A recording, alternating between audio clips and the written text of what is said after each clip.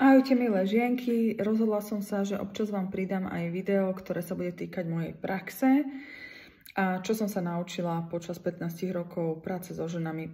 Principiálne učím ženy, ako sa starať o pleť, čo majú robiť s pleťou. Pleť bola krásna, zdravá, žiarivá a naozaj je tam čo robiť, pretože mnoho žien ešte stále nemá a nepozná základnú starostlivosť alebo to, čo je veľmi dôležité pre tú pleť.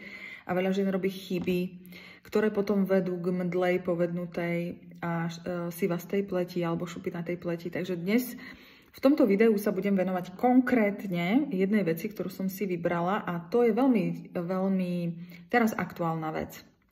A to je hydratačný krém. Ako to je vlastne s hydratačnými krémami v zime? Používať ich, nepoužívať ich, ktorý krém je dobrý, ako si vlastne vybrať krém pre môj typ pleti, môj stav pleti. Takže budem sa snažiť zodpovedať tieto dôležité otázky, ktoré väčšina žien naozaj nevie. Siaha po kréme možno iba tak intuitívne, alebo podľa toho, čo jej odporúči kamarátka, alebo niečo si načíta cez internet, alebo len tak proste ide do obchodu a kúpi si krém. A ja vám teda poviem, prečo je tak veľmi dôležitá táto fáza starostlivosti. A je tak veľmi podstatná preto, že tá voda a tá hydratácia je absolútny základ zdravej pleti, vypnutej, žiarivej zdravej pleti. Hydratácia. Ešte stále si mnoho žien myslí, že hydratačný krém je zamrzne na pleti alebo že sa v zime nemá používať hydratačný krém. To je ako by sme v zime prestali proste piť vodu. Asi viete, že aj v zime sme veľmi dehydrovaní. Potrebujeme veľa piť práve preto, že sa pohybujeme v rôznych prostrediach. Ideme zo zimy do tepla a sme smední a jednoducho takisto trpí aj pokožka. Napríklad ja osobne mám pokožku na celom tele veľmi suchú v zime, úplne je iná ako v lete. A preto je tak veľmi dôležité, aby sme pleť hydratovali aj v zime. Ako to teda máme urobiť? Ako prvú vec vám poradím, je rozdiel medzi premastením a hydratáciou. Takže pokiaľ siahate po kréme, ktorý je automaticky masný, pretože potrebujete tú pleť viac premastiť v zime, tak to je síce správne, ale je veľmi dôležité, aby ste predtým, ako použijete takýto hustý, hutný, masný krém, použili hydratačný krém, aby sa hydratácia dostala do plete. To znamená, ak máte hydratačný krém, ktorý cítite, že tá pokožka je napitá, hydratovaná a používate ho v lete, tak ho môžete použiť aj v zime. Ale na to je veľmi dôležité si dať ešte aj hustý, hutný, masný krém. A nezamieňať tie dva krémy, pretože tá hydratácia je veľmi dôležitá. Ja vám poviem taký príklad. Je to ako by ste mali pokožka ako špongia. Teraz si predstavte, že tú špongiu by ste na vrchu iba potreli olejom, aby bolo vidieť, že z vrchu je ako keby olejová, ale vnútri bola úplne suchá. Takže my najskôr potrebujeme naliať vlastne do tej špongie vodu a potom ju z vrchu môžeme potrieť aj niečím masným, aby sa tá voda nevyparovala a zároveň aby bola tá pleť ochraňovaná. Takže áno, husté masné krémy sú vynikajúce na ochranu pleti, ale nestačia nám na to, aby pokožka bola žiarivá a hydratovaná, ak ju takú chceme mať.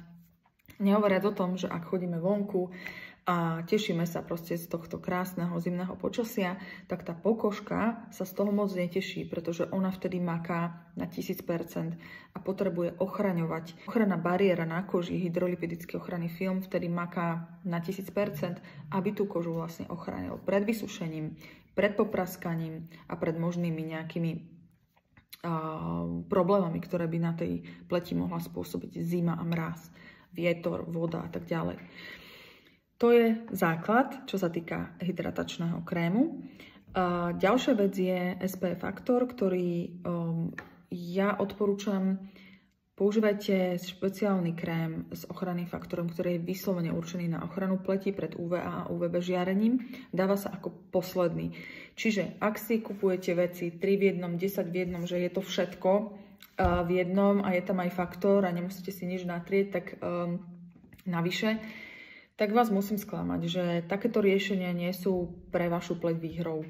Je to proste možno výhra pre ani nie pre peňaženku, lebo tam vlastne platíte možno príliš veľa peňazí iba za ochranný faktor, pretože ten ochranný faktor proste prebije svojim zložením, prebije tie benefity a tie zložky, ktoré ten krém potenciálne môže mať.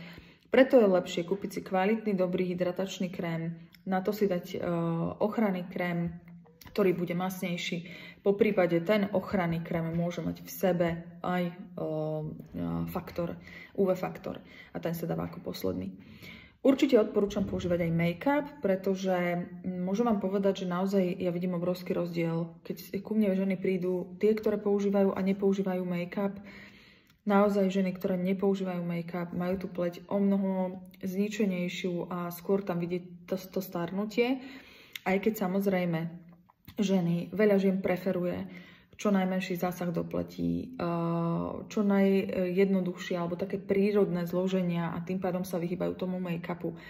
Ale naozaj v dnešnej dobe už tá veda tak veľmi pokročila, že tie produkty, ktoré sa na pleť používajú a aj tie make-upy sú naozaj veľmi, veľmi kvalitné. Ja som šťastná, že Mary Kay má make-up s resveratrolom. Sú tam proste látky, ktoré odražujú voľné radikály, sú fantastické a naozaj vynikajúco nielen hydratujú, ale aj ochránia vlastne pokožku. Ďakujem veľmi za pozornosť a verím, že tieto moje postrehy vám pomôžu. No a pokiaľ by ste potrebovali poradiť alebo pomôcť s pleťou individuálne, alebo by ste potrebovali konkrétne vedieť, čo na pleť použiť, tak ma kľudne kontaktujte. Dá sa to aj online. Dneska máme také technológie, že stačí pár otázok, fotka, po prípade videjko a vieme sa takýmto spôsobom spojiť. Prajem vám ešte krásny deň a užívajte si zimu. Ahojte!